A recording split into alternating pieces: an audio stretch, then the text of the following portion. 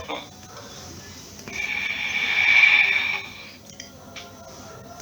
श्री परमात्मने नमः।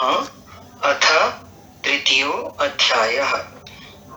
अध्याय 2 में भगवान श्री कृष्ण ने बताया कि ये बुद्धि तेरे लिए ज्ञान मार्ग के विषय में कही गई। कौन सी बुद्धि? यही कि युद्ध कर, जीतोगे तो महामहिम की स्थिति प्राप्त कर लोगे और हारोगे तो देवत्व है। जीत में सर्वस्व है और हार में भी देवत्व है, कुछ मिलता ही है।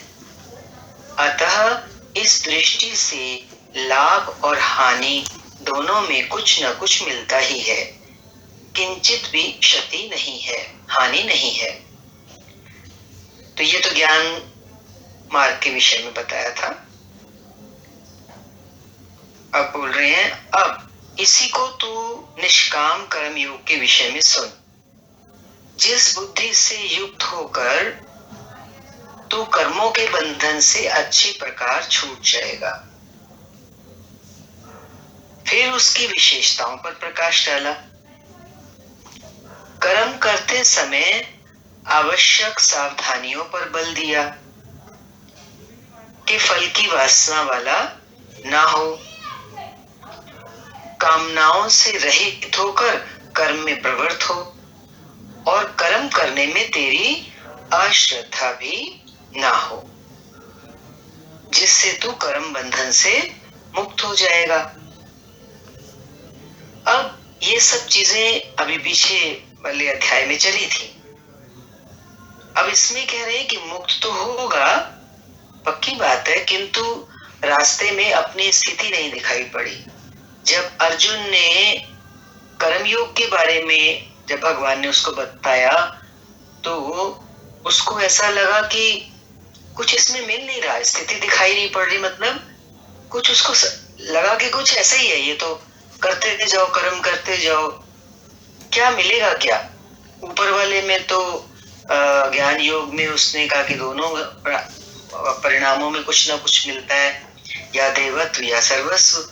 अब यहाँ उसको कुछ दिखाई नहीं पड़ रहा, इसलिए अर्जुन को निष्काम कर्म योग की अपेक्षा ज्ञान मार्ग सरल और प्राप्ति वाला प्रतीत हुआ, है ना। उसको इसमें प्राप्ति नजर नहीं आ रही और मुश्किल भी लग रहा है, क्योंकि कर्म योग में उसको भीषण कर्म करना ही पड़ेगा सबसे। अभी तो वर्तमान में तो उसके सामने इतना बड़ा जो युद्ध है, तो इसलिए उसको ज्ञान मार्ग सरल लगा। उसने प्रश्न किया, जनार्दन, निष्काम कर्म की अपेक्षा ज्ञान मार्ग आपकी दृष्टि में श्रेष्ठ है, तो मुझे भयंकर कर्म में क्यों लगाते हैं? प्रश्न तो स्वाभाविक था, नेचुरल है, क्योंकि मान ले एक ही स्थान पर जाने के दो रास्ते हैं। यदि आपको वास्तव में जानना है तो आप अवश्य प्रश्न करेंगे कि इनमें सुगम रास्ता कौन सा है, सरल रास्ता कौन सा है। यदि आप ये क्वेश्चन नहीं करते तो इसका मतलब है आप पथिक ही नहीं है, आप चलने वाले नहीं है।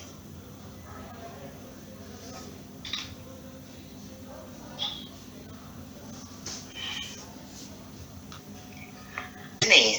अर्जुन उवाच ज्यायसी चेत कर्मणस्ते मता बुद्धिर्जनार्दन तत्किं कर्मणि घोरे माम नियोजयसि केशव। जनों पर दया करने वाले जनार्दन, यदि निष्काम कर्म योग की अपेक्षा ज्ञान योग आपको श्रेष्ठ मान्य है, तो हे केशव, आप मुझे भयंकर कर्म योग में क्यों लगाते हैं? अब क्या है कि निष्काम कर्म योग में अर्जुन को भयंकरता दिखाई पड़ी।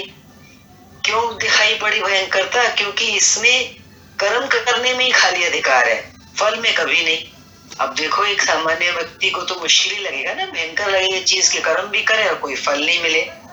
और जबकि ज्ञान मार्ग में फल बताया उन्होंने, दोनों, हारने में भी और जीतने में भी। और दूसरा बोला कि कर्म करने में अश्रद्धा भी ना हो, माना कर्म करना भी जरूरी है, ये नहीं कि कर्म छोड़ दो। और निरंतर समर्पण के साथ योग पर दृष्टि रखते हुए कर्म में लगा रहे। इसमें सरेंडर भी करना है, अपने को मिटाना भी है और कर्म में लगातार लगे रहना है।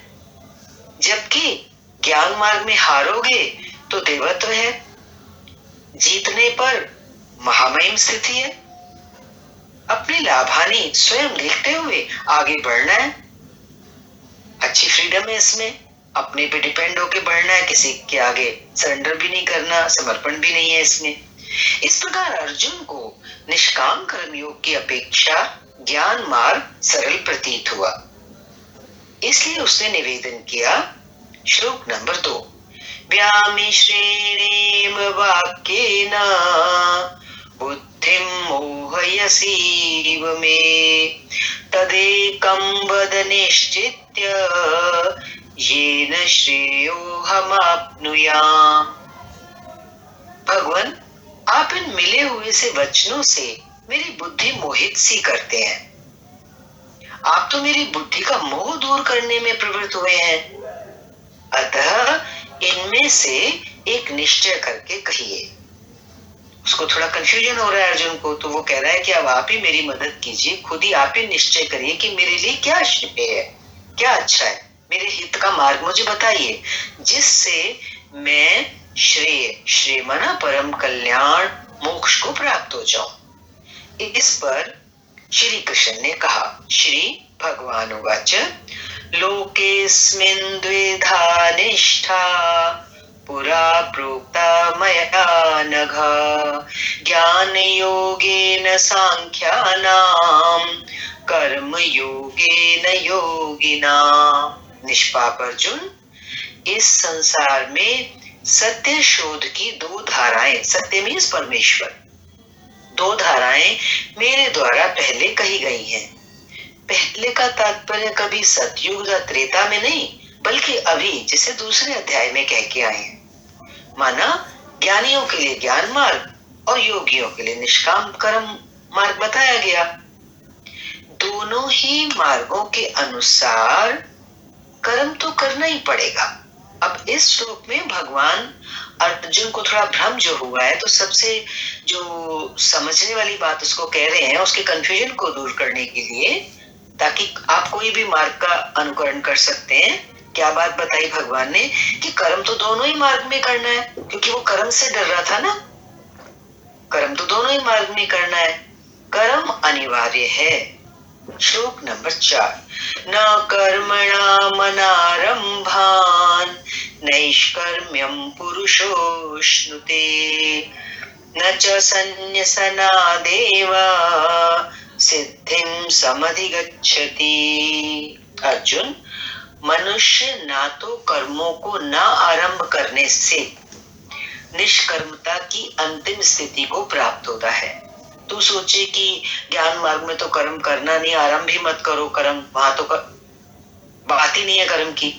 तो ऐसा नहीं है, कर्मों का आरंभ ना करके वो जो अंतिम स्थिति है परमेश्वर की प्राप्ति, वो नहीं होती। और न आरंभ की हुई क्रिया को त्यागने मात्र से भगवत प्राप्ति रूपी परम सिद्धि को ही प्राप्त होता है। और ऐसा भी नहीं है कि जो क्रिया हम आरंभ कर चुके हैं, माना पिछले जन्मों से हर इंसान अपने संस्कार लेके आता है। अगर हम पीछे जन्मों में अपनी क्रिया आरंभ कर चुके हैं, बीज डल चुका है कर्म योग का, तो फिर अब उस आरंभ की हुई क्रिया को भी हम त्याग नहीं सकते, उसी रास्ते पे हमें चलना ही चलना है।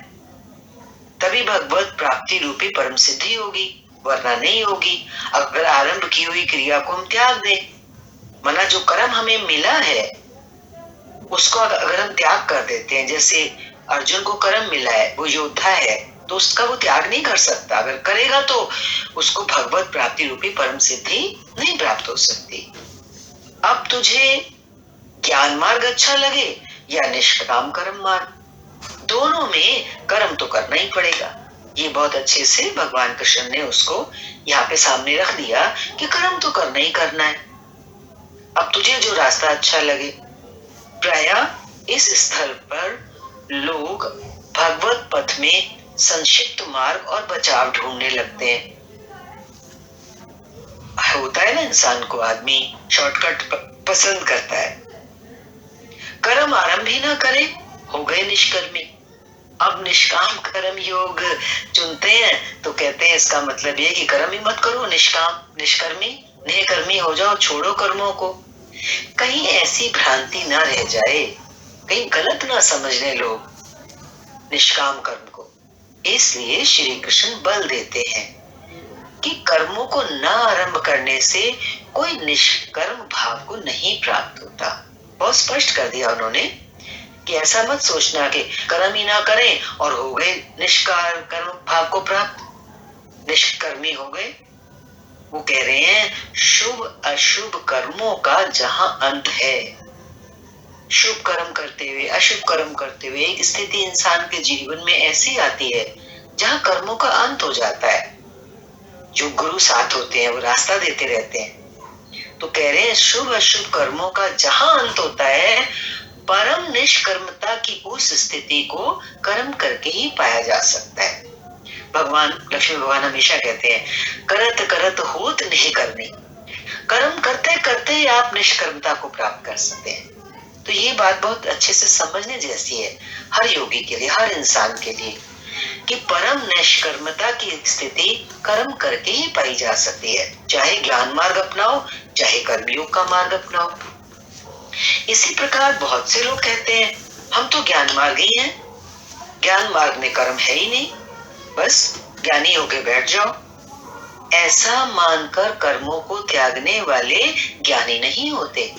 कर्म त्याग दिया और बैठ गए हाथ पे हाथ रखे तो भगवान कृष्ण कह रहे वो भी ज्ञानी नहीं है।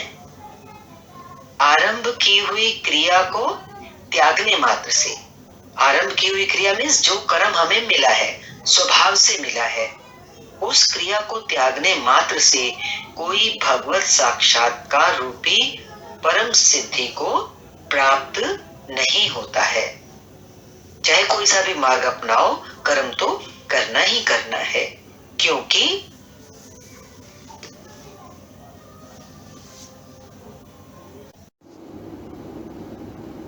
श्लोक नंबर 5, नहीं कश्चित् क्षणमपि जातु तिष्ठत्य कर्म कृत् कार्यते ह्यवशः कर्म सर्वः प्रकृतिजैर्गुणैः। कोई भी पुरुष किसी भी काल में क्षण मात्र भी कर्म किए बिना नहीं रहता, क्योंकि सभी पुरुष प्रकृति से उत्पन्न हुए गुणों द्वारा विवश होकर कर्म करते हैं। प्रकृति से उत्पन्न हुए गुण कौन से हैं? वही सत्वगुण, रजोगुण और तमोगुण। प्रकृति और प्रकृति से उत्पन्न गुण जब तक जीवित हैं, तब तक कोई भी पुरुष कर्म किए बिना रह ही नहीं सकता। अध्याय 4 के 33वें और 37वें श्लोक में श्री कृष्ण कहते हैं कि यावन मात्र कर्म ज्ञान में समाप्त हो जाते हैं। जब ज्ञान हो जाता है तो कर्म समाप्त हो जाते हैं, ऐसा बोल रहे हैं ना, कहते हैं ना ज्ञान भया तो कर्म ही नाश। ज्ञान रूपी अग्नि संपूर्ण कर्मों को भस्म कर देती है। और यहां भगवान क्या कह रहे हैं? कर्म किए बिना कोई रहता ही नहीं है। तो अंततः वे महापुरुष कहते क्या है? तो उनका आशय है कि यज्ञ करते करते, आराधना करते करते, तीनों गुणों से परे हो जाने पर मन के विलय, माना मन नष्ट हो गया, और जब मन नहीं रहा, मन का विलय हो गया, तो क्या होगा? उसका परिणाम साक्षात्कार, परमेश्वर का साक्षात्कार। मन के विलय और साक्षात्कार के साथ यज्ञ का परिणाम निकल आता है, यज्ञ का परिणाम परमात्मा।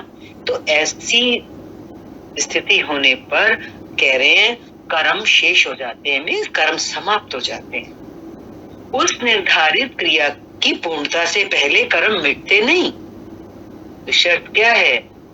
निर्धारित क्रिया की पूर्णता, वो नियत कर्म हमें आखिर तक करना है, मंजिल पहुंचने तक, और मंजिल है परमात्मा। निर्धारित क्रिया की पूर्णता से पहले कर्म मिटते नहीं। प्रकृति पिंड नहीं छोड़ती। प्रकृति मीन्स प्रकृति के 3 गुण, उनसे हर जीव, हर मनुष्य घिरा ही रहता है, उनसे विवश होकर कर्म में प्रवृत्त होता रहता है।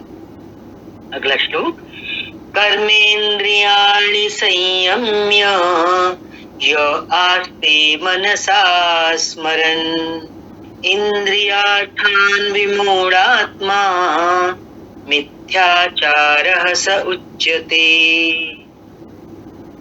अब ये फैक्ट हमारे सामने खुल जाने के बावजूद, ये सच्चाई है आध्यात्मिक रास्ते की, इतने पर भी विशेष रूप से मूढ़ लोग जो कर्मेंद्रियों को हट से रोककर जबरदस्ती रोकते हैं कर्मेंद्रियों को, और इंद्रियों के भोगों का मन से स्मरण करते रहते हैं, बाहर से इंद्रियों को रोकते हैं और अंदर ही अंदर कल्पनाएं करते हैं, स्मरण करते हैं भोगों का, ऐसे लोग भगवान कह रहे हैं मिथ्याचारी हैं, पाखंडी हैं, जो बाहर से बन के बैठे हैं, ना कि ज्ञानी।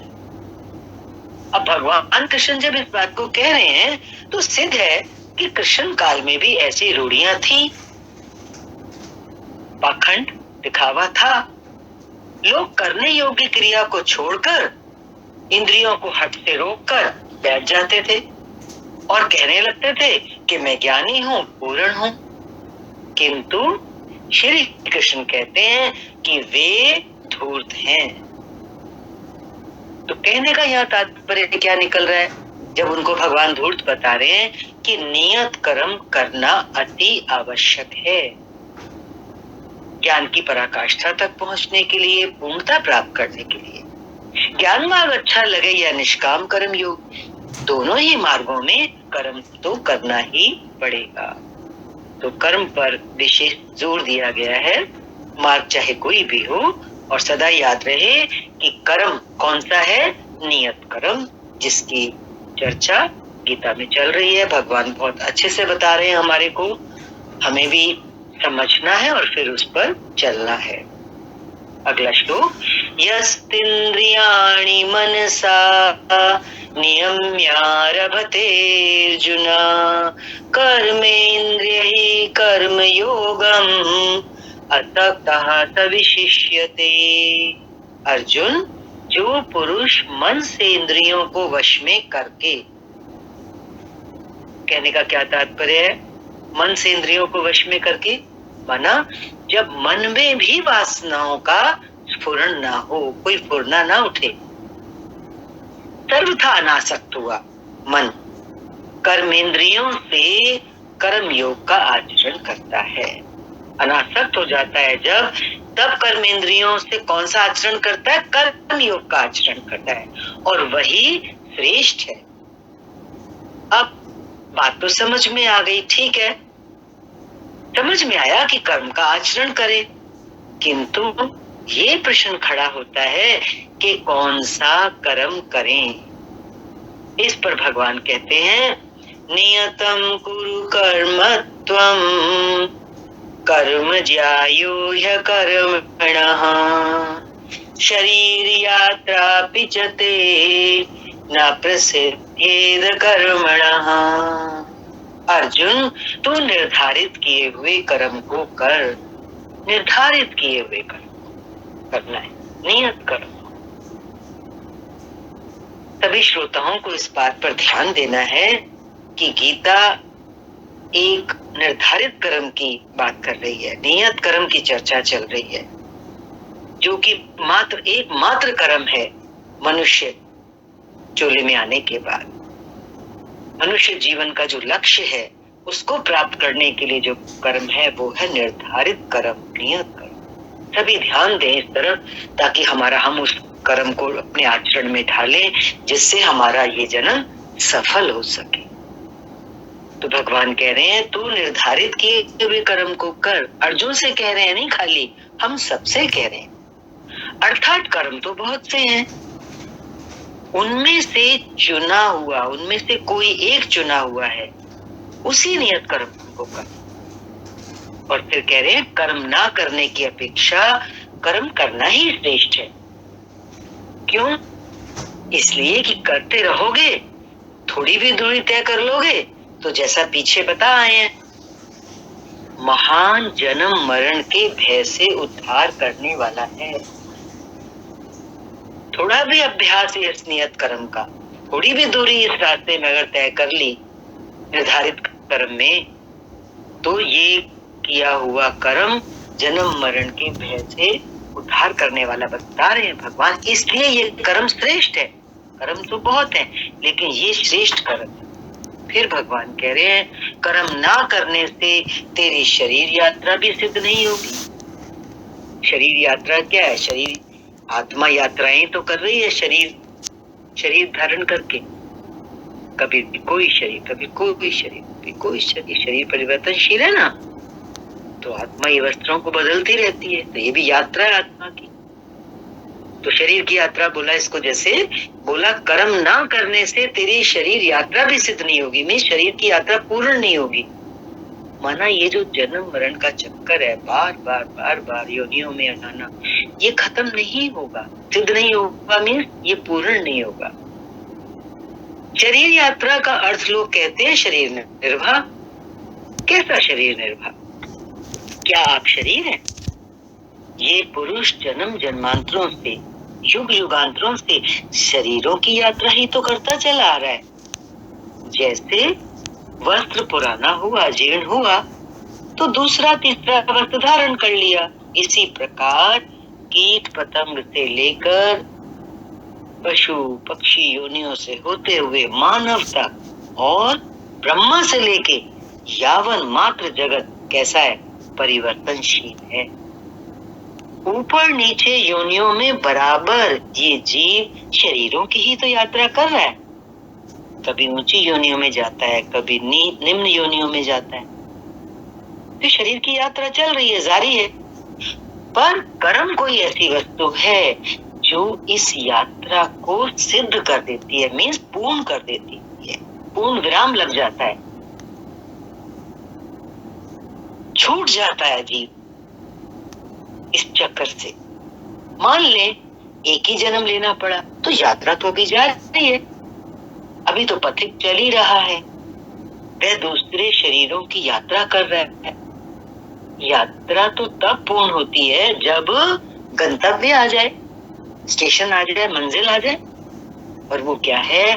परमात्मा में स्थिति के अनंतर, परमात्मा में प्रवेश पाने के बाद ही इस आत्मा को शरीरों की यात्रा नहीं करनी पड़ती, अर्थात शरीर त्याग, मृत्यु और शरीर धारण, जन्म वाला जो ये क्रम है, ये समाप्त हो जाता है। अतः कर्म कोई ऐसी वस्तु है कि इस पुरुष को पुनः शरीरों की यात्रा नहीं करनी पड़ती, जन्म मरण से मुक्ति मिल जाती है। तो बोला मोक्ष से शुभात्।